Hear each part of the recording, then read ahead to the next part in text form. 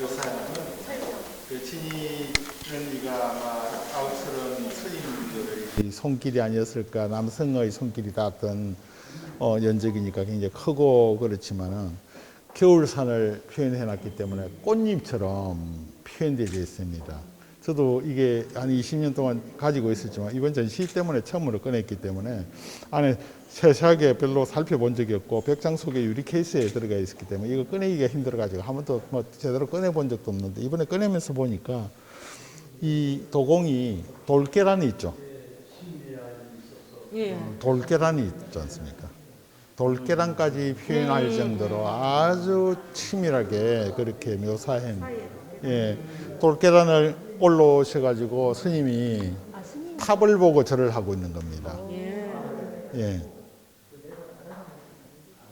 그래서 절집의 입구가 요렇고, 그 다음에 또 요거는 절집이고, 이게 아마 종루 정도 되고, 아래는 이제 그것들 대웅전이고, 탑이 있고, 요런 형상으로 표현되어 있습니다.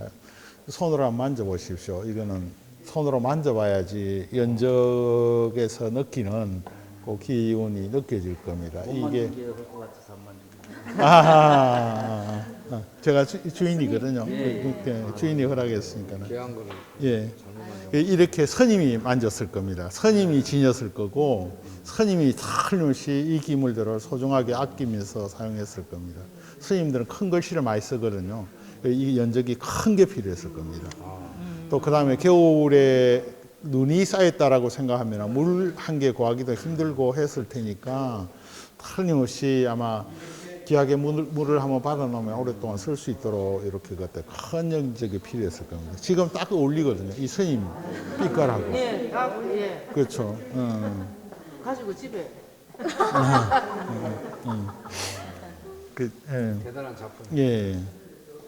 요거는 연대는 저 안에도 연적이 있어갖고 청아 연적이 있거든요. 그 청아 연적은 청아의 색깔이 굉장히 진합니다. 진한데 요거는 발색 자체가 굉장히 연하게 되어 있습니다. 의도적으로 그렇게 된 거는 지금 옷하고 색깔이 비슷하네요. 당연하죠. 이건 아마 틀림없이 제 생각에는 스님이 아니면 이 기물을 그 주인이 못 알아봤을 겁니다.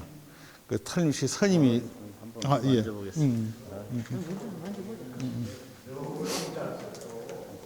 기운을 좀.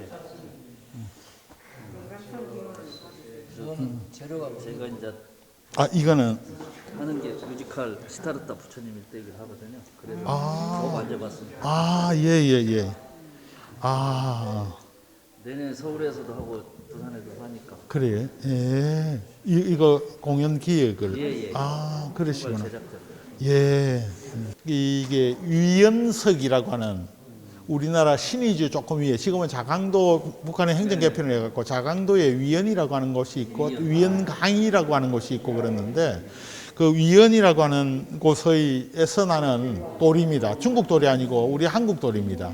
한국 돌인데 이 세상에서 최고로 좋은 돌은 중국의 단계석이라고 보통 이야기를 합니다. 그 단계석은 요 첫 번째가 있는 게 단계석이거든요. 단계석은 갈면 갈수록 그 돌이 붉어집니다.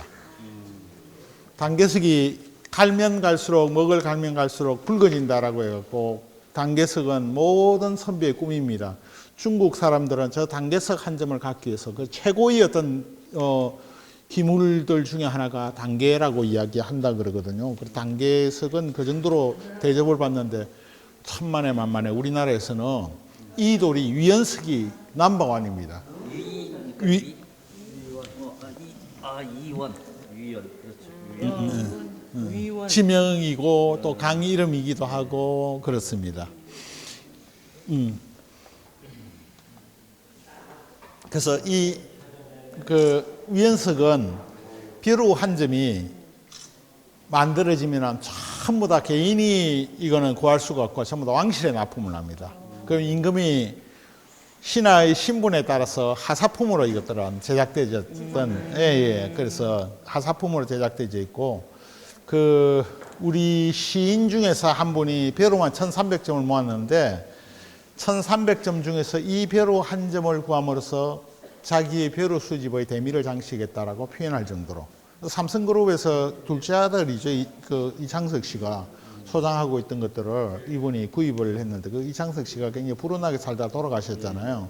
이창석 씨가 이걸 한 점 갖고 있었는데 이걸 이창석 씨가 경제적으로 어려우니까 그분에게 그 시인에게 그 판매를 한 거야. 그래갖고 이 한 점을 구함으로써 자기 벼루 수집의 대미를 장식했다라고 하는 저 단계석이 아까 갈면 갈수록 붉어진다 했죠. 위연석이 지금 갈았는데 붉은색 돕니까? 네, 붉은색 좋네요. 네. 그래서 우리는 단계석보다 더 좋은 돌을 갖고 있다라고 하는 위연석입니다. 네. 어느 지역에서 출토됩니까? 그 위연이라고 하는 한경도 우리 옛날 집에 선생님 제가 포스터를 한 장 드릴게요. 좀 이따가 저기 위연 지방에서 나는 돌이라고 해서 위연석이라고 하는데 위연석입니다. 지금도 거기서 나나요? 그쪽 지역에? 지금 또 나죠. 지금 또 나는데 이 조각 솜씨는 없어졌습니다. 조선시대 때 왕실에서 직접 그거 했으니까 그 이건배 시인이 아까 벼를 쓰니 이건배 시인이 뭐라고 표현했냐면은 미켈란젤로가 부럽지 않고 로댕이 부럽지 않다. 이 조각을 보면은 선생님 요거 한번 와서 자세히 보십시오. 선비가 있고 선비가 꽃가마를 타기 직전입니다. 원숭이 두 마리가 있고 여기 그 동자가 있는데 의상이나 이런 것들을 봐서 조선 초 지금부터 400년 이상 된 벼루라고 누군가가 전문가가 와서 어제 이야기를 해줍니다. 그래서 동물도 있고 곤충도 있고 식물도 있고 꽃도 있고 나무도 있고 다 그렇습니다. 그래서 이 벼루의 이 조각은 로댕이 부럽지 않고 미켈란젤로가 부럽지 않다라고 표현했던 바로 그 벼루가 이 벼루입니다. 알게 됐거든요. 저는 차는 잘 모르지만은 뭐 저는 평생 요 기물을 그 수집하면서 살았던 사람이 돼가지고 이번에는 뭐 그 선비 사랑채를 주제로 했기 때문에 선비들이 사용하는 기물들만 따로 분류해가지고 그 전시를 하게 됐습니다. 이건 선비들이 뭐 기본적으로 갖고 있는 벼루 형태고 아까 그 포스터에서도 벼루고 또 그 벼루를 이번에는 조금 종류별로 그 소재의 다양성을 좀 보여줘야겠다 싶어가지고 좀 소재가 조금 다양하게 그 벼루 하면은 언제나 최고의 돌은 어디 돌이냐면은 중국에 있는 단계에서 나는 단계석입니다. 그 모든 이들은 다 이 단계석을 한 점쯤 벼루를 갖고 싶어 하거든요. 그래서 이게 가장 기본이 되기 때문에 단계석입니다. 이 단계석은 오래 쓰면 쓸수록 돌이 붉은색이 납니다. 그 붉은색의 톤이 바로 이 톤입니다. 그래서 단계석이 그 붉어진다, 오래 사용하면 그게 붉어진다라고 하는 것들을 굉장히 자부심을 갖고 있어가지고 중국에 지금 현재는 단계석을 채취 못하게 합니다. 정부에서 더 이상 이것들이 상온이 고갈되면 안 되니까 아예. 근데 우리 한국도 저거는 위연돌이라 그래가지고 우리 신의주 근처에서 난다 그랬잖아요. 그 신의주 근처에서 나는 돌 역시 저렇게 붉은색 조가 나옵니다. 더더욱 감각적인 거는 위에 본래 노란색 조입니다. 저거는. 그리고 노란색 조가 갈면 갈수록 이것들이 붉은 톤이 나기 때문에 중국 이 단계 돌보다도 훨씬 더 고급 돌로 여깁니다. 그래서 이 세상에 벼루를 만들 수 있는 돌 중에서는 위연이 넘버원이기 때문에 우리 왕실에서 저거는 일반인들에게 못 사용하게 하고 전부 다 왕실에서 납품받아갖고 관리들에게 이렇게 하사품으로만 전달했던 그런 유명한 벼루이고 우리 민족의 자부심입니다. 그래서 벼루를 한 1,몇백 점을 수집한 이건배 시인이라고 있거든요. 올달에 그 인터뷰를 해놨던데 그분 인터뷰의 내용들이 자기가 1,300점 벼루를 모았다. 저 한 점을 구했기 때문에 벼루의 백미를 장식했다. 더 이상 벼루를 수집 안 해도 된다라고 했을 정도로 최고의 벼루입니다. 예. 그래서 이게 단계석이고 요거는 여인들이 좋아하는 비치입니다. 옥 중에서 벽옥이 요게 벽옥이거든요. 그 청옥이라고 그러기도 하고 저쪽에 끝에도 보면은 또 그 필통이 하나 있죠. 저게 다 옥인데 옥 중에서 최고가 비치입니다. 이 그린 컬러 중에서 최고가 그래서 보석은 저걸로 하는 게 아니고 이걸로 하는 겁니다.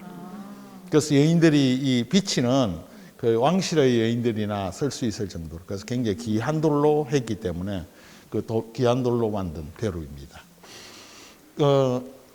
일본 인도네시아에서 주석 강산이 발견되기 전만 하더라도 주석이라고 하는 금속은 황금과 같은 대접을 받았습니다. 그 주석 무게나 황금의 무게나 똑같은 가격을 쳐줬습니다. 그래서 이건 주석으로 되어 있는 그것들이죠. 벼루입니다. 그래서 요거는 화가들이 전용으로 사용했고 아주 고급 그것들 벼루입니다.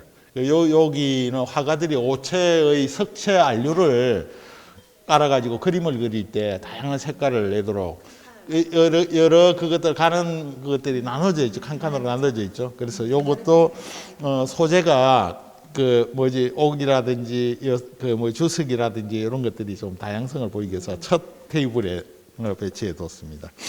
저 단계석 요것도 단계석이거든요. 단계석이 아까 붉은색 나온다 그랬죠. 단계석은 반드시 저렇게 까만 돌에서 빨간 돌로 전이되는 게 아니고 빨간 돌에서 시작하는 것들도 있습니다.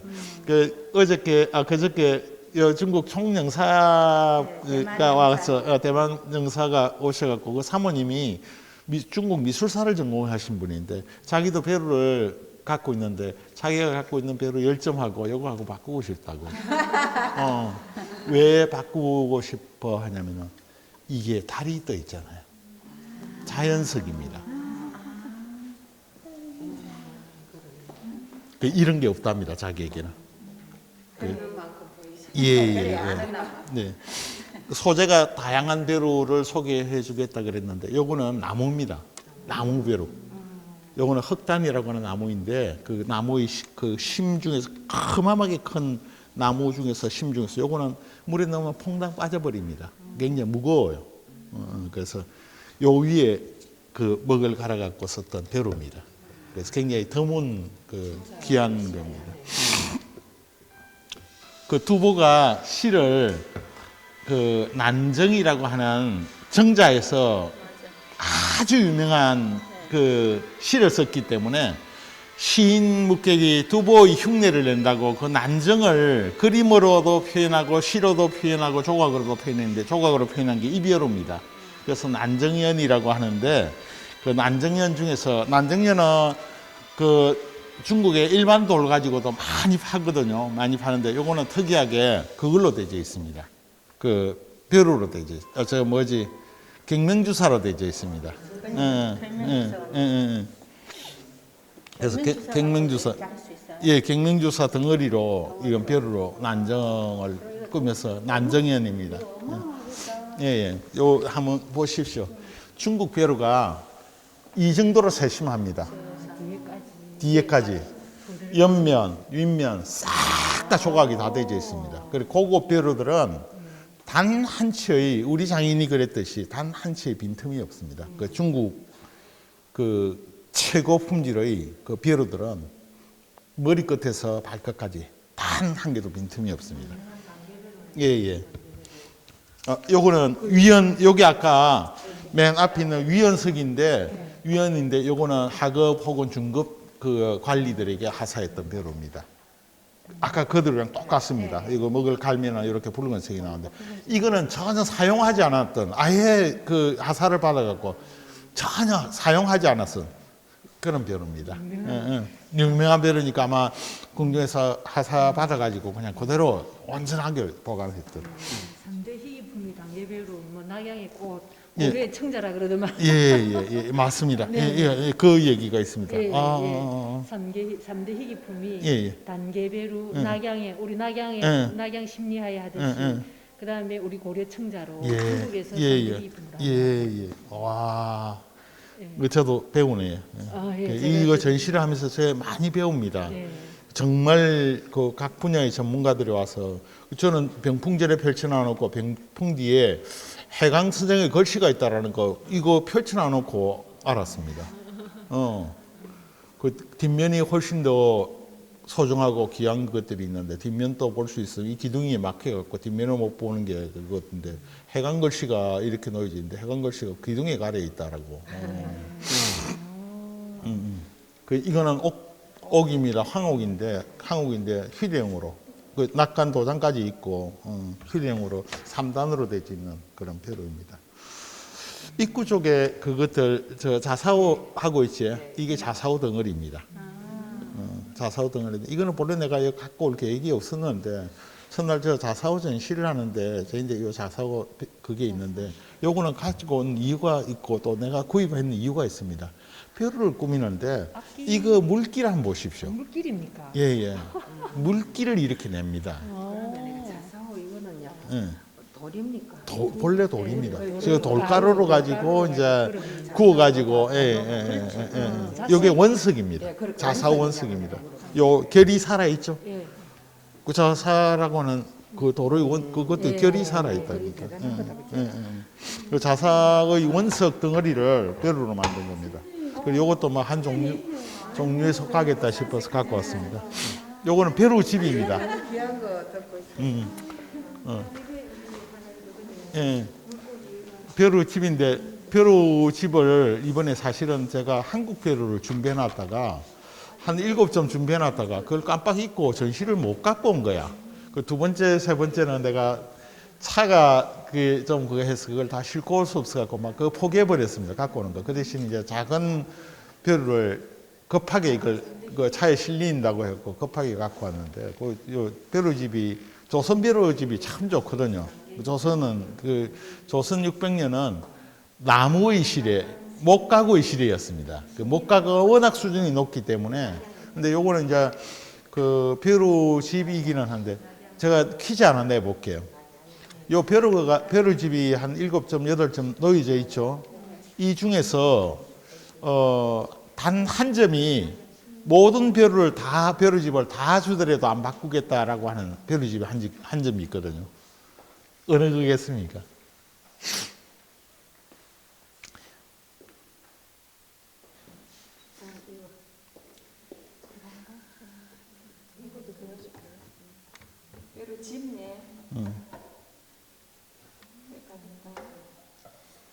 이제 그거 하겠습니다. 요 벼루집이 제일 좋은 겁니다. 요 벼루집이 제일 좋은 겁니다. 명대에 만든 태주 벼루인데 그 굉장히 희귀할 뿐만 아니라 또 그다음 굉장히 솜씨가 좋은 벼루이기 때문에 가장 좋은 벼루입니다. 그거는 우리 한국 벼루고 우리 통영 벼루입니다. 요 안에 있는 빨간 거.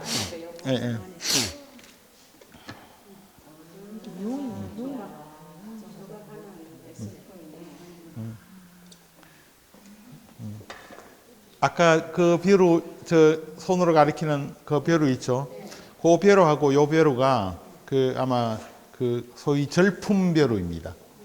어쩌면 그게 더 값이 나갈 건지도 모르겠습니다. 그거는 청대 벼루고 요거는 명대에 제작되어 있는 벼루인데 그 요 두 점이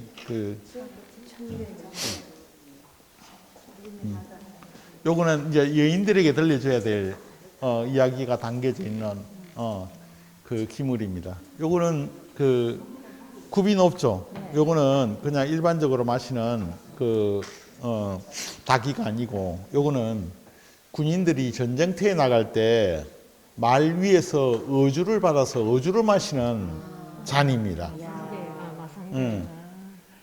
그 부활이라고 하는 영화에 보면은 군인들이 그 주인공을 포함해 갖고 군인들이 전쟁터에 나가는 마지막 밤에 파티를 열고 전부 다 건배를 올리고 난 다음에 자기가 마시던 유리잔을 굉장히 고급 왕실에서 주최한 고급 장교들의 마지막 성별 파티니까 파티를 하고 고급 잔에 술을 마시고 이 술잔을 자기 등 뒤로 던져서 깨버리는 그런 장면이 나올 겁니다. 부활이라는 영화 한번 보십시오. 그 영화도 좋지만은 그 장면이 북방민족은 군인들이 전쟁터에 나가면은 반드시 그 전날 이제 최고 상관들이 술을 한 잔 내리거든요. 일본 군인들도 마찬가지고.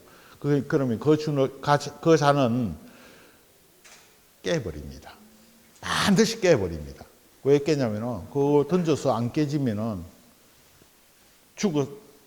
죽어버릴. 그래서 살아서 돌아오기 위해서는 이 잔을 깨버려야 됩니다. 그래서 이 잔은 만들어질 때부터 깨어지기 위해서 단 한 번 사용되고 깨어져 버릴 운명을 타고나 있는 잔입니다. 그래서 저는 꼴동 수집들을 많이 하고 이 마상배를 한 4점 갖고 있는데 3점은 다 깨진 걸 수리하거나 또 파편이 떨어져 나가거나 거의 대부분 많은 꼴동 가게 가면 이 마상배가 없거든요. 있어도 다 깨진 겁니다. 깨진 걸 수리하거나 그랬는데 이거는 안 깨졌어요. 온전해요. 온전하게 전혀 그것들이 깨지지 않았는데 왜 깨지지 않았냐면 이 잔을 마시니까 안 깨버린 거야. 그러면 우리가 그 속설로 죽었을 거 아니에요. 남편은 죽었을 겁니다. 두 번 다시 이 잔을 그걸 못 맞는 거야. 그럼 이 잔은 왜 이렇게 살아있냐면은 아내가 남편의 입술이 닿은 잔이잖아. 소중히 보관했을 겁니다. 평생을 보관했을 겁니다. 그 아내가 죽었을 때 남편의 입술이 닿던 이 잔을 내 무덤에 같이 묻어다 오라고 했을 겁니다. 묻어서 거의 넣어뒀는데 요 아랫부분은 습기가 많은 흙에 부딪혀갖고 산화가 진행된 겁니다. 자연 산화가 진행된 거죠. 요거는 보통 태종, 세종 당시에 우리가 사군육진했고 북방 원정을 많이 갖고 군인들이 전쟁터에 실제 많이 나갔거든요. 그래서 그 당시에 세종 때 이 분청이 되고 세조 시기로 넘어와 버리면 백자의 시대로 바뀌어 버리거든요. 백자가 우리가 좋은 흙이 국내에서 많이 발견돼 가지고 백자를 구워 갖고 거의 왕실 기물이 되니까는 세종 때까지만 하더라도 분청을 썼거든요. 왕실에서도 분청을 썼어요. 그럼 이거는 북방 원정과 관련되어 있는 군사용 기물이란 말이에요. 그 군사용 기물인데 깨지지 않고 온전하게 보관됐다 그러면 세종 당시라고 하면 지금 1400년, 1420년대 세종 활동했던 시기니까 1400년대 초반기에 이게 만들어져 가지고 있다면 지금 600년 가까이, 아니야, 500년 정도 가까이 됐다 아닙니까? 그렇지? 500년 동안 무덤 속에 있다가 제 손에 들어온 거예요. 이 속에는 뭐가 담겨져 있냐면 여인의 그리움이 담겨져 있기 때문에 다른 어떤 기물보다도 소중하고 차인들은 대부분 여인들이거든요. 지금 다 그렇다 아닙니까? 이 친구도 차를 하지만 차인들은 여인들이거든요. 여인들의 마음이 담겨져 있는 기물이고 평생을 두고 그 여인은 이 남편의 입술 자국이 흔적이 남아있는 이 기물들을 아끼고 소중히 다려서 평소에도 아마 쓰지 않았을 겁니다. 그 기물입니다. 그래서 다른 것보다 더 높은 단에다가 올려놨습니다. 예쁘다. 예. 연적입니다.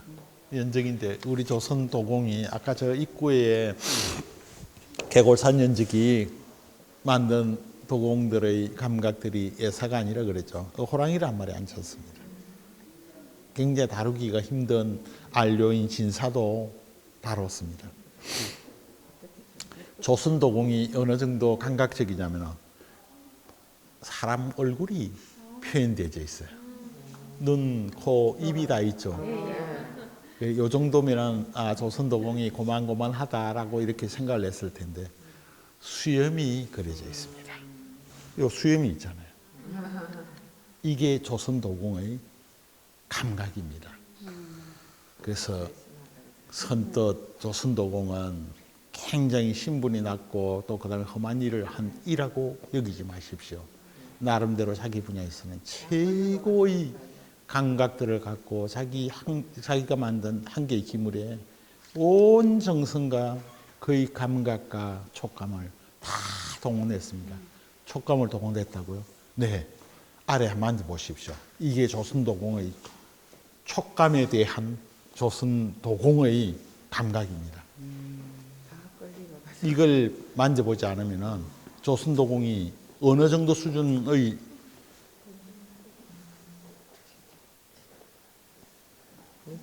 밑에는 거칠게 해도 아무도 문제 삼는 이었고 아무도 봐주는 이었고 했을 텐데도 네 최선을 다한 겁니다.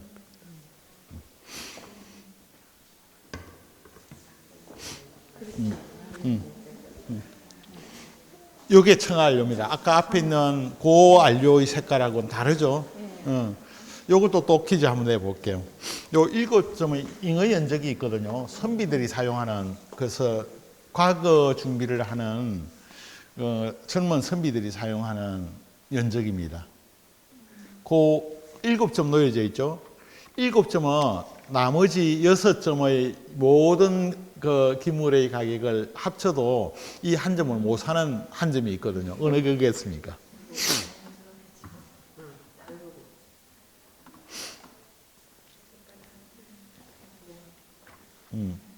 맨 끝에 가리킨 분 누굽니까? 맨 끝에 가리킨 그 한 점이 가장 비싼 겁니다. 예, 그 한 점이 나머지 6점을 다 줘도 못 사는. 예. 네네. 그 청채 중에서 진채라 그래가지고 가장 비쌉니다. 오리는 한 점만 나와뒀죠. 그 여인들이 사용하던 그겁니다. 그 오리이기도 하고 또 그 인꼬이기도 하고 그럴 겁니다. 저도 저 한 점밖에 없기 때문에 한 점만 갖고 나왔습니다.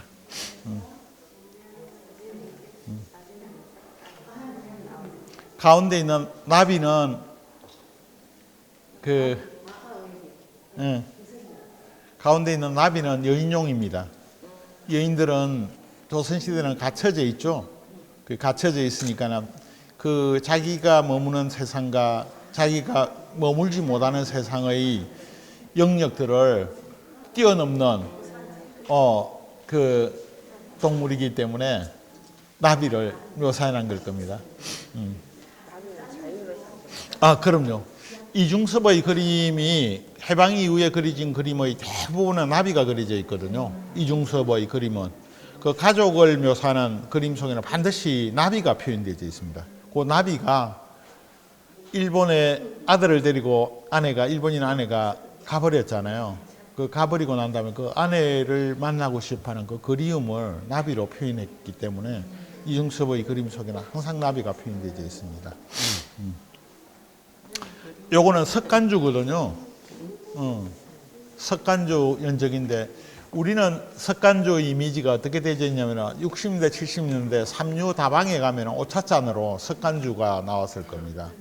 그 다음에 또 우리 할머니 또 그 이전 세대의 사람들이 석간주는 고추장통, 떡국까지 알려져 있으니까 그 우리의 이미지 속에는 그렇게 그 아마 각인되어 있을 겁니다. 근데 석간주는 일본에 가면은 인류 꼴통가게에 가면은 우리 조선 석간주가 놓여져 있거든요. 석간주가 놓여 있는데 그 가격표를 보면 기절할 겁니다. 제대로 된 좋은 발색이 좋은 것들은 한 500만 엔이라고 하는 가격표가 붙어 있을 겁니다. 우리 돈으로 한 6천만 원 정도 가까이 합니다. 대부분 기본적으로 석간주가 웬만한 통은 기본적으로 30만 엔 정도 붙어 있습니다. 그 30만 원 우리 돈으로 300만 원이 넘는 돈이거든요. 그 석간주가 일본에서 그렇게 비싼 거는 일본의 근대 그 해방 우리 한일 합방기에 아오야마 지로라고 하는 대단한 이 콜렉터가 있었는데 그 콜렉터가 몇백 점의 석간주를 국내에서 모아갖고 일본에서 소개를 했거든요. 석간주만 일본에는 단독으로 전시를 하는 경우가 많습니다. 우리는 지금 또 석간주 꼴통가게에 가면은 한 10만 원, 비싸봤자 30만 원, 30만 원 부르면은 보통 사람들이 꼴통가게 주인이 30만 원을 부르면은 눈을 끼고 나와버립니다.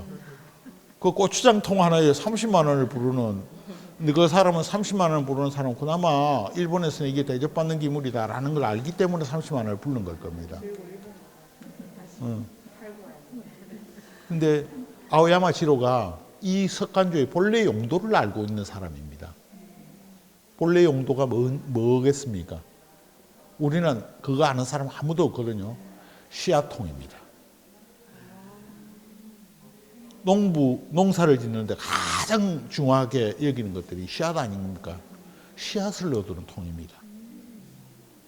차를 마시는데 차통으로 썼다고요. 지금은 이제 차통으로 쓰죠. 근데 조선시대 때는 차를 저렇게 통 안에 넣어놓고 사용한 사람도 별로 없었거든요. 그 용도가, 본래 용도가, 석간주에는 반드시 떡궁이 있지 않습니까? 그 떡궁을 놔두는 이유가 씨앗은 떡궁을 닫아갖고 보관하기 때문에 농부들에게서는 가장 소중한 했겠습니까? 그 본래 석간주는 씨앗통입니다. 아야마 지로가 그걸 읽어낸 거예요. 그 석간주로 만든 연적입니다. 네. 이게 이쪽에는 전부 다 필통이거든요. 이게 뭔지 아시죠? 무엇인지 아시죠? 이게 필통이거든요. 제가 이렇게 드렸다 아닙니까? 필통이죠. 어느 꼴통가게에 가니까 이게 놓여져 있었거든요. 우리 같은 사람은 이걸 딱 보는 순간 저건 주인이 어떤 가격을 불러도 이건 내가 사와야겠다라고 생각했어요. 왜 사와야겠다라고 생각했을까요? 그냥 평범하잖아요. 필통이고 용도 자체가 필통인데 아주 평범하거든요. 왜 사야겠다라고 생각해요. 저는 전국을 다니면서 물건을 수집했던 사람인데 이거 본 적 없겠습니까? 많이 봤습니다. 많이 봤는데도 요거는 내가 반드시 사야 된다라고 생각한 거는 홈입니다.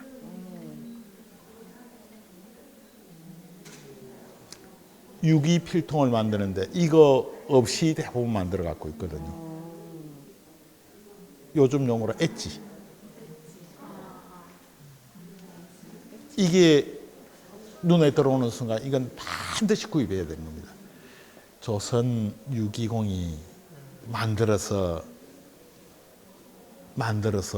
그저 만들어서 올려놔도 팔리고 이 사람 저 사람 붓 꼽는데 아무 지장 없었을 겁니다. 이거는 저 처음 봤거든요. 그 유기공은 보통의 감각을 갖고 있는 사람이 아닙니다. 얼마나 못 떨어져요. 그렇죠? 그저 통으로 잘라서 만들어도 아무 상관이 없을 텐데 이 점세계 때문에 이거는 저 주인이 어떤 가격으로 불러도 돈 한 푼 안 갖고 사겠다라는 생각을 갖고 가격을 물어봤습니다. 고맙습니다 하고 들고 나온 기물입니다.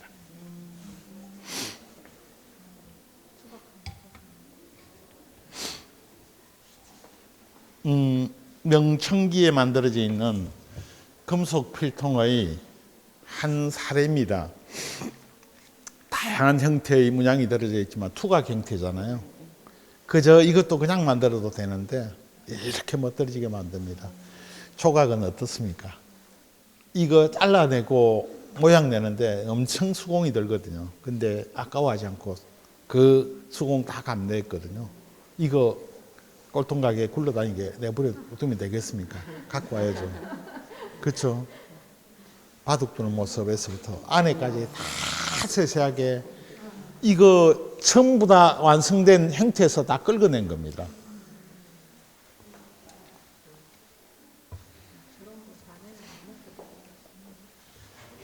누군가 이렇게 지켜드니까 불빛이 필요하다라고 하니까 휴대폰에 그거를 라이트를 켜갖고 보이던데 거북이 등 껍질입니다. 보이나요? 보이나요? 집에 있을 때는 요 안에 그 전자라이트 집어넣어가지고 놔두거든요. 지금은 이제 거북이 등 껍질을 함부로 채취하는 거 불법이 있고 지금 못 만들거든요. 그저 거북이 등 껍질로 만들었기 때문에 제가 구입했을까요? 아닙니다. 이 조각 한번 보십시오. 새가 날아다니고 용이 춤추고 있는 조각들이 세세하게 조각이 되어 있습니다. 이거는 데모라 그러는데 거북이 등 껍질은 잘 부서지거든요. 칼끝이 조금이라도 잘못 가면 툭툭 부서지거든요. 그 날개짓 하는 세세하게 묘사가 되어 있어요. 이 장인은 어떤 장인이겠습니까? 저는 신의 손길이 닿은 기물이라고 생각합니다. 이거 주인 되는 이가 내가 구입했던 그 가격을 부른다고 해서 그 아깝다라고 생각해서 그냥 나오겠습니까? 이거는 품어야 됩니다. 왜냐하면 두 번 못 만날 테니까.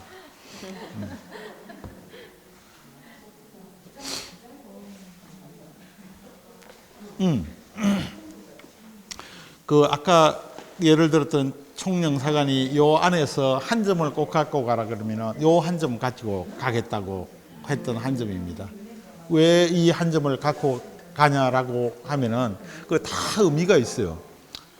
이 한 점은 중국 왕실에서 사용하던 겁니다. 자금성에 있던 기물입니다. 자금성에 있던 기물이 이제 어떻게 아느냐 하면은 황제가 사용하는 기물들은 다릅니다. 왜 다르냐면은 조각이 다르고 재료가 다르고 그다음에 형태라든지 하는 것들이 다릅니다. 이게 근육년제니까 1700년대 초반기거든요. 1700년대 초반기는 거의 400년입니다. 400년 동안 나무로 만든 건데 요 안에가 목태거든요. 나무가 기본적으로 돼 있는데 나무가 삐뚤어지고 그래야 되는데 어제 만든 것처럼 깨끗합니다. 원형 그대로. 안료 자체가 고급 안료 그대로 갱명주사 완전하게 최고급 갱명주사를 썼기 때문에 빛깔조차 똑같습니다. 그 당시 만들었을 때나 지금이나 돌가루 강물 안료니까 조각이 대단할 겁니다. 이게 가짜도 있습니다. 중국에 가면은 지금 관광용품으로 가짜 팔거든요. 가짜하고 진짜하고 어떻게 구분하느냐 하면은 바탕이 있죠. 조각의 바탕에 보면 아주 미세하게 바탕면에까지 조각이 되어 있습니다. 바탕면에까지 단 한 개의 흐트러짐 없이 똑같은 물결 문양으로 조각이 되어 있습니다. 이거는 가짜를 만들어낼 수가 없습니다. 최고의 인류 장인이 최고의 칼 것으로 완성시킨 겁니다. 왕실에서 간혹 민가로 관료들에게 하사품을 내리거든요. 이거 내려주는 경우가 있습니다. 그래서 황제가 내려줬기 때문에 엄청 소중하게 보관할 겁니다. 그런 기물 중에 하나겠죠? 아닙니다. 황제가 하사한 적이 없는 물건입니다. 왜냐하면 요거는 발톱이 5개잖아요. 발톱이 5개다라고 하는 것은 황실에서 나가본 적이 없는 기물이라는 뜻이에요. 왜냐하면 바깥으로 낼 때는 황제가 하사를 할 때는 발톱을 1개나 2개로 잘라버리고 반드시 줍니다. 그냥 주는 게 아닙니다. 이거는 오조령은 황제가 사용하는 기물이기 때문에 발톱을 잘라버리거든요. 그래서 잘라버리면 발톱이 1개나 2개가 없는 상태로서 내려가는데 요거는 그대로거든요. 이유가 있습니다. 왜 어떤 이유가 있냐면 중일 전쟁 당시에 한 2년 동안 일본 군인들이 자금성을 점령한 적이 있거든요. 그래서 일본 군인들이 싸움만 냈을까요? 아닙니다. 자금성 안에 있던 인류 기물들을 다 빼돌려 버렸거든요. 일본어로. 몇백만 점을 빼돌렸습니다. 그 중에 한 점입니다. 그 군인들이 빼돌리면서 발톱 빼갖고 갖고 왔겠습니까? 아닙니다. 그냥 그대로 갖고 왔습니다. 그래서 일본에서 이것들이 있는 이유가, 온전하게 있는 이유가 그 자금성에서 군인들이 노랗기를 했기 때문에 그런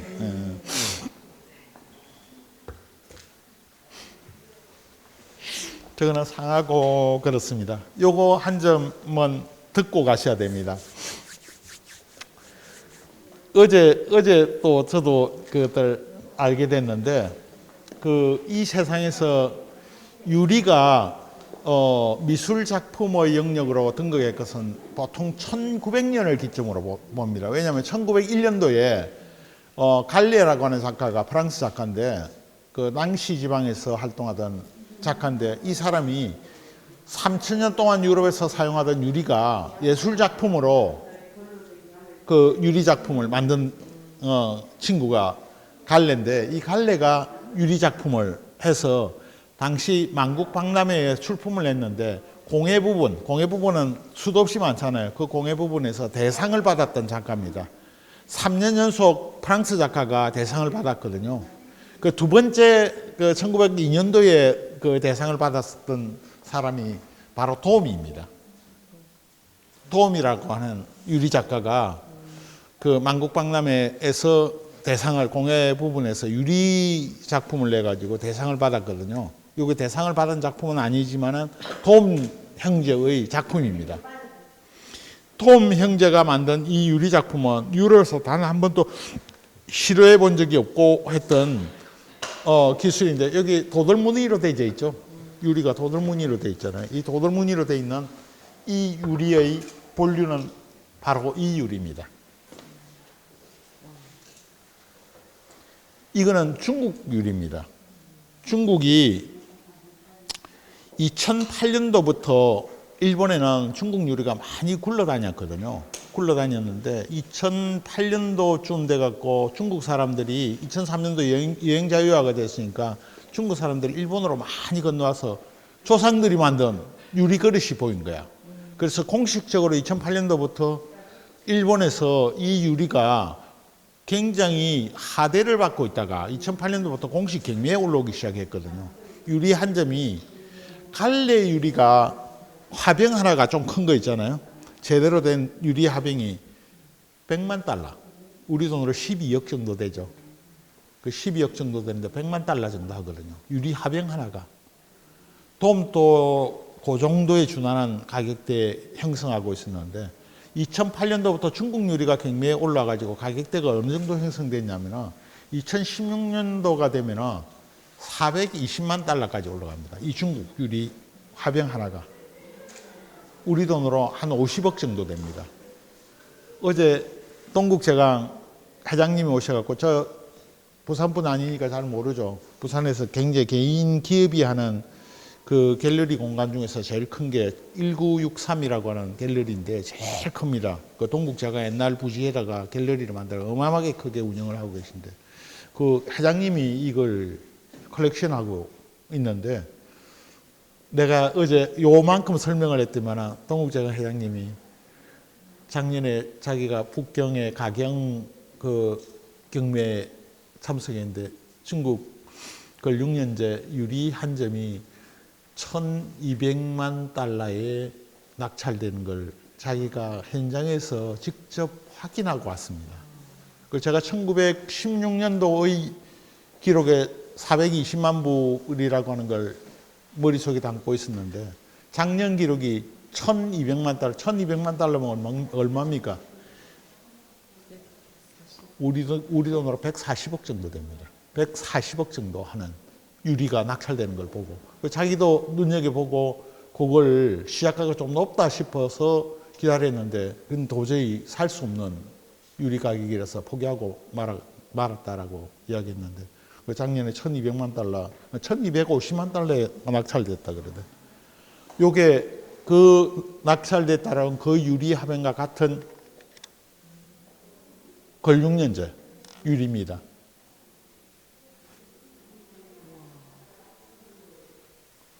걸육연제라고 하는 이 연호가 찍혀져 있는 거는 황제가 사용하는 기물이고 황실에 납품하는 용도라는 뜻입니다. 그 유리가 어떤 건지 저는 보지는 못했지만 이 유리를 만든 장인 역시 비슷할 겁니다. 아까 저게 태주 붉은 필통이 굉장히 대단한 거라 그랬죠. 이것도 역시 마찬가지입니다. 자세히 오셔서 이거는 보셔야 돼요. 이리 오십시오. 인류 장인들은 바탕면까지 전혀 소홀하게 하는 게 없습니다. 바탕면에 전부 다 물결무늬 다 들어가져 있죠. 세세하게 물결무늬가 한 개도 삐뚤어진 거 없죠. 최고의 장인의 솜씨입니다. 왕실에서 왕이 사용하는 것들은 최고의 재료를 사용하겠죠. 그 안에 금가루가 뿌려져 있습니다. 보이나요? 네, 있네요. 맞아. 황제 연호 있죠. 조각 솜씨가 도돌무늬가 다른 어떤 작품보다 이거는 도드라지게 잘 되어 있습니다. 필통입니다. 저 작품을 저는 갈래 유리나 도움 형제 유리를 이 세상 최고 유리라고 몇 년 전만 해도 알고 있었거든요. 한 2010년도부터 일본에서 최고 유리 박물관이 산토리 미술관이거든요. 산토리 미술관 유리 전문관, 일본에서 최고 유리 전문 박물관입니다. 유리 전문 박물관에서 2010년부터 중국 유리를 전시하기 시작하더라고요. 중국 유리를 전시하는 이유가 뭐겠습니까? 그만큼 대접받는 기물. 그 이전에 중국 기물들, 중국 유리를 전시한 적 없습니다. 지금은 대세가 중국 유리입니다. 이 한 점이 얼마짜리인지는 저는 모릅니다. 이게 뭐 100만 원짜리일 수도 있고 뭐 또 뭐 50만 원짜리일 수도 있습니다. 근데 이 유리는 만약에 내가 표현했던 그런 표현의 한 부분과 들어맞는다 그러면 아마 다른 평가일 겁니다. 좌대 예쁘지 않아요? 옥 맞죠? 벽옥이라고도 하는데 그 자비도 전부 다 그 골동이에요? 물론입니다. 요것도 얘랑 나이가 똑같습니다. 걸륭년제입니다. 아까 뭐라 그랬죠? 황제 연호가 있는 것들은 황실 납품용이다. 아무 일반인들이 민가에서 사용하는 용도는 이 연호 안색이거든요. 그 황실에서 이것들은 사용할 용도로 만들어진 거다라는 의미들입니다. 오케이? 차인들은 이런 차시 한 점 좀 갖고 싶어 할 겁니다. 예, 차시. 그냥 상하로 돼 있는 차시는 아마 한 점 좀 갖고 계실 겁니다. 차시가 요 정도 되려면 상하가 요 정도 빛깔이 나려면 한 300년 이상 가야지 요 색깔이 나옵니다. 노노노 만지지 마십시오. 요 빛깔이 나오는데 그저 상하이면은 상하 차시라면은 막 그 정도일 거다라고 했는데 맨 마감 처리 한번 보십시오. 상하 차시 아마 집에 갖고 계시면은 내 마감 처리는 어떻게 되어 있는지 한번 비교해 보십시오. 어슷하게 사선이죠. 이게 최고급 상하 차시입니다. 300년 이상 됐다 그랬죠. 300년 동안 상하 잘 부서지거든요. 사용해 보셔서 아시잖아요. 그래서 제가 만지지 못하게 하는 이유가 상하는 조금만 힘이 가면 부서집니다. 300년 동안 상하가 온전하게 이 상태로 유지하려 그러면 이 썬 이가 어떤 마음으로 썼겠습니까? 300년 동안. 진짜 조심. 한 사람이 쓰고 한 사람이 쓰고 300년이면 10세대를 거쳐야 됩니다. 10세대의 사람들이 이 기물을 썼다 그러면 이 상하집을 한번 보십시오. 이 집은 만져. 이게 물론입니다. 이 집은 언제 거예요? 같이 만들었겠죠. 같이. 10년 됐나? 이게 부서지지 않아 천이 이렇게 그래요. 좀 있으면 일본 사람들은 기계. 뭐 하는 거. 여기 나와 있는 그 그 도구함은 전부 다 중국에서 만든 겁니다. 그래요? 안에 기물은 일본 겁니다. 귀엽다. 기물이 그러니까 일본 자시도 있고 귀엽다. 그러니까 이거 딱 들고 가면 후쿠사입니다. 다거는 아니고. 그 찻잔을 받치는 이게 일본 비단의 이 양태입니다. 이 문양조차도 일본은 특정한 가문에 특정한 문양을 쓰거든요. 이것도 한 가문에서 채택한 문양은 계속해서 그래서 2000년이 넘는 문양이 있습니다. 일본에는 한 가문에서 사용되는 2000년 동안 딱 한 개의 문양만 사용하는. 그저 비단이 예쁘기 때문에 쓰는 거 아닙니다.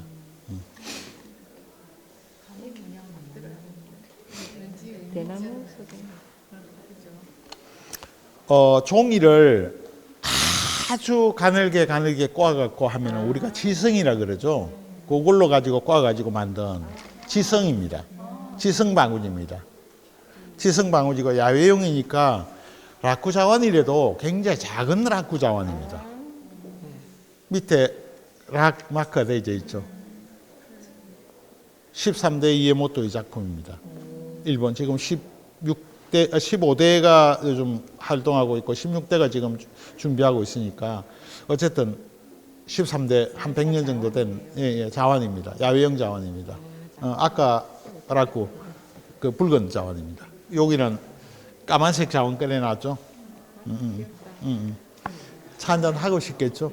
조금 전에 비단 구사에 받쳐가지고 한잔 하고 싶겠죠. 누군가가 여기다가 말차 한잔 내주면 기분 좋겠죠. 그야말로 진짜 대접 최고죠. 뭐.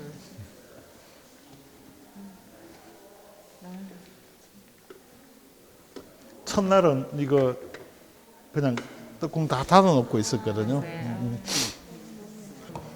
차를 하면 반드시 향하죠. 그 향을 넣어두는 향합입니다. 향합인데 태주로 되어 있는 요거는 그 명나라 시대 때 만든 기형인데 명대 차인들이니까 요 차 도구는 내가 세세하게 보여드릴게요. 가을이라서 일부러 국화문을 갖고 왔습니다. 예쁘죠? 중국의 인류 향합은 앞뒤로 다 문양이 들어가져 있습니다. 대부분 아래에는 문양이 안 들어가 있거든요. 요거는 앞뒤로 다 문양이 들어가요. 오칠을 하면은 우리의 머릿속에는 검은색이죠. 이것도 오칠이 되어 있습니다. 안에는 당연히 검은색이 되어 있어야 되죠. 아닙니다. 오칠을 얇게 하면은 한 300년쯤 되면은 밤색으로 바뀝니다. 그 명대니까 이게 한 600년 된 거거든요. 그래서 이런 색상이 나오는 것들은 300년 이상 된 오칠이 요 색이 된다라고 생각하십시오. 그래서 오칠이면서 이렇게 그 밤색으로 바뀌는 것들은 한 300년. 라쿠 자원이 대단히 유명하고 좋죠. 그렇죠?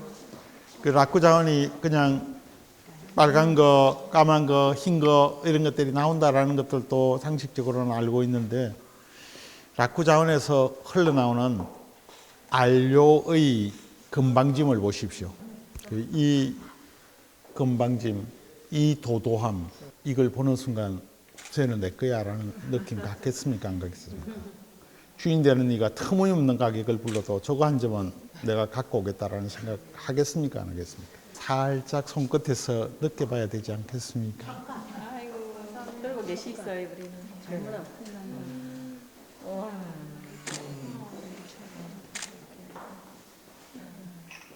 여기서 말차를 마셨단 말인가? 해가 물론입니다.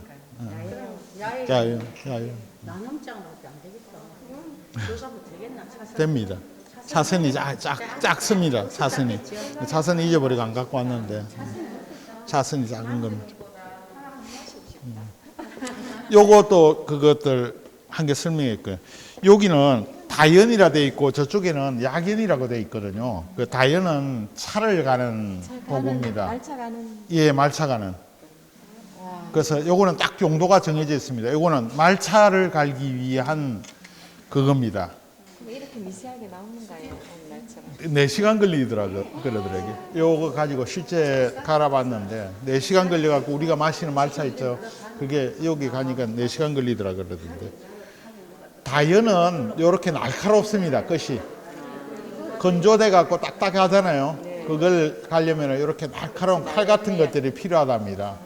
그래서 이렇게 날카롭고, 약연은 말 그대로 약을 갈잖아요. 약을 가는데 우리 약초 이런 거 하면은 생초를 쓰잖아. 그런 경우가 많죠. 그 생초는 접을 짜야 되기 때문에 이렇게 뭉툭합니다. 그래서 이거는 뭉퉁합니다. 뭉퉁한 거는 약연입니다. 우리 어렸을 때 학교 다닐 때 그 조선 600년 동안 최고의 명필은 누구라고 배웠습니까? 어머니는 떡을 썰 테니 너는 글을 쓰거라고 불 꺼버리죠. 한석봉입니다. 한석봉은 그 지금 자료를 찾아보면 한석봉은 저서가 천자문밖에 없습니다. 대부분 남아있는 것들은 거의 서간, 또 그 다음에 저쪽에 비문에 글을 남긴 거, 그거밖에 없거든요. 근데 아닙니다. 이 한석봉 시서라고 하는 책이 있습니다. 그 지금 또 아직까지 공식적으로 인정을 안 해주는 게 아니고 이 자료가 있다라는 걸 학계에 보고가 안 돼 있습니다. 한국학중앙연구소에 이 책이 한 권이 있고 서울에 개인이 한 권 소장을 하고 있거든요. 그래서 또 제가 한 권을 갖고 있기 때문에 이 책을 이번에 그 사랑채라고 하는 주제를 갖고 전시를 하기 때문에 내가 선을 보여야겠다 싶어갖고 갖다 놔한 거거든요. 그래서 한석봉 서책인데, 조선 선비들은 아침에 일어나면은 선비들은 머리를 기르잖아요. 그래서 상투를 다 단정히 묻고 무릎 꿇고 얼굴을 깨끗이 하고 난 다음에 무릎 꿇고 앉아갖고 맨 처음 하는 일이 이 일을 합니다. 선비들이 무릎을 꿇고 앉아서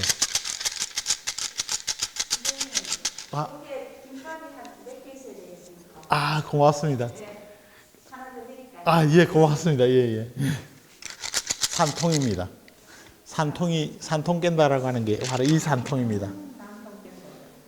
산통이 뭔지 아세요? 요 안에는 50개의 대나무 죽간이 들어가 있습니다.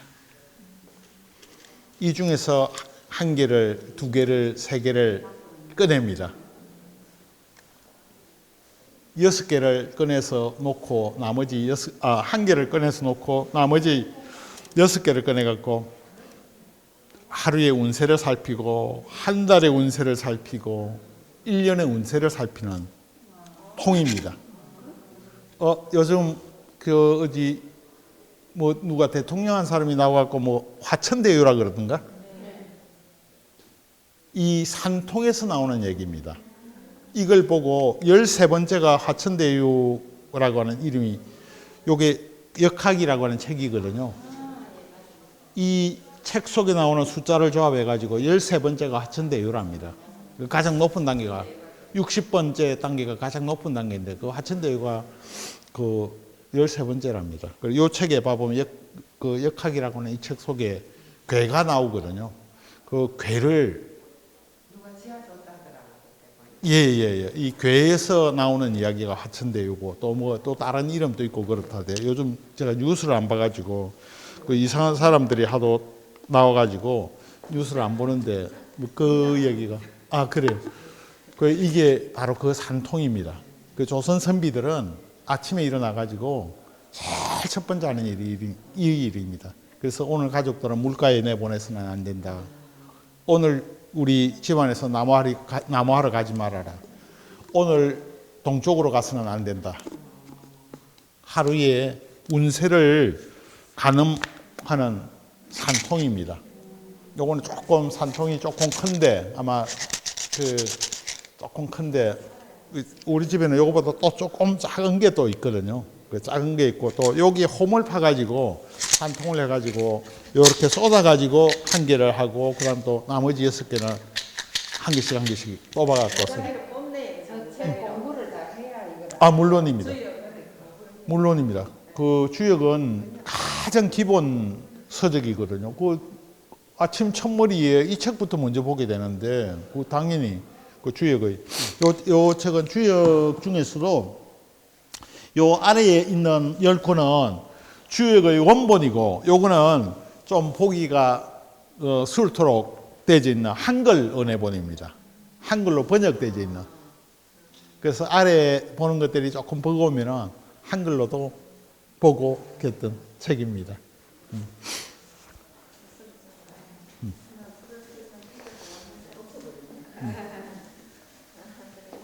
이제 요까지 그거 하고 요 병풍을 아무튼 보고 병풍은 성학십도 그 우리 이기론 태계의 이기론을 이렇게 병풍으로 표현하고 조선 선비들은 이 병풍 한 점 갖는 걸 꿈으로 여겼습니다. 그 제대로 된 예를 들어서 그런 사람들이 갖고 있는 그런 병풍입니다. 그 어느 분이 아까 내가 이야기했죠. 전시를 하다가 보니까 저 뒤에 있는 글씨가 더 대단한 글씨다. 해강 선생의 글씨가 있는데 저 해강 선생의 글씨가 기둥에 막혀갖고 안 보여서 너무 안타깝다라고. 지금은 진열을 해놨기 때문에 어쩔 수가 없네요. 아닙니다. 남성도포. 남성의 허리띠. 저건 신분을 나타내는 겁니다. 신분을. 어떤 색깔을 도포권을 맺느냐에 따라서 그것들이 다르죠.